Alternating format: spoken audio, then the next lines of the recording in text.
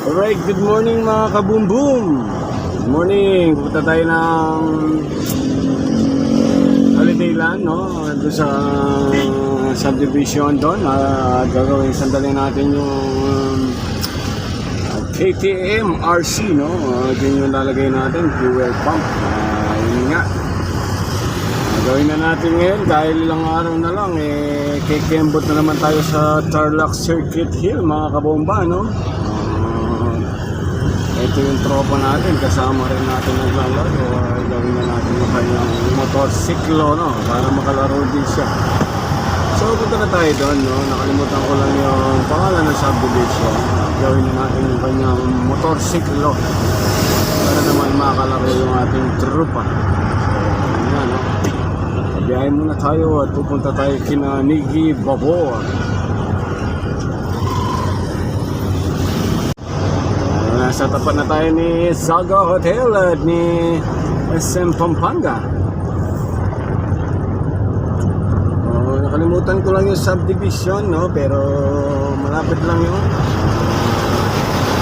Gawin na natin ngayong umaga dahil baka mamaya o hapon may mga gagawin na tayo. So gawin na natin ngayon para umaga tayo matapos, balik tayo sa ating pwesto. Alright, gawin na natin motor ni Nicky, no? Nandito na tayo sa kanila at ito yung kanyang fuel pump. Ilalagay na natin, no? Okay, right.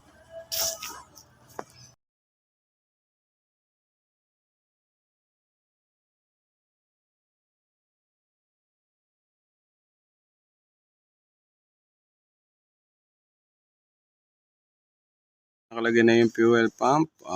Nalagay na rin natin yung tangke dyan sa motor ni Mr. Francis, no? At yun nga, antayin-tayin ko lang yung susi para makauwi na rin tayo, no? Pero sana maging okay na.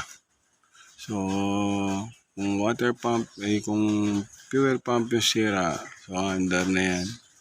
So pag ganun pa rin, same lang, baka throttle body. Pero karamihan, fuel pump yan. Okay. Hey! Mandar na! Ayan na! Right! Testing muna, testing. Kung mamamatay pa. Pag namatay ito, papatayin ko na yung sarili ko.